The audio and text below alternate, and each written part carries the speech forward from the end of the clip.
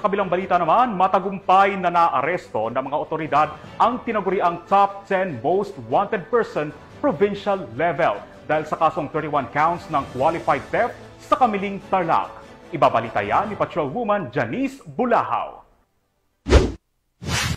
Matagumpay na naaresto ng mga operatiba ng Kamiling Municipal Police Station ang isang most wanted person provincial level sa barangay Sinilian 3rd Kamiling, Tarlac. Kinilala ni Police Brigadier General Ponce Rogelio I. Peñones Jr., Regional Director ng Police Regional Office 3, ang suspect na si alias Dom, 42 taong gulang, may asawa at residente ng Purok 1, Barangay Sinilian 3rd, Kamiling, Tarlac.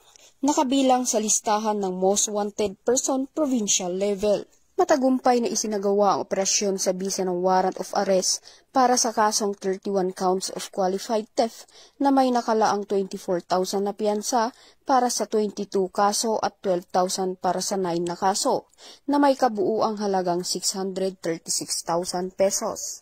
Ang suspect ay kasalukuyang nasa kustodiya ng Kamiling MPS para sa kaukulang dokumentasyon at tamang disposisyon. Patuloy ang Kamiling MPS sa pagpapatupad ng pinaigting na operasyon laban sa mga most wanted persons at iba pang individual na may kinakaharap na kaso upang mapanatili ang kapayapaan at kaayusan sa nasasakupan.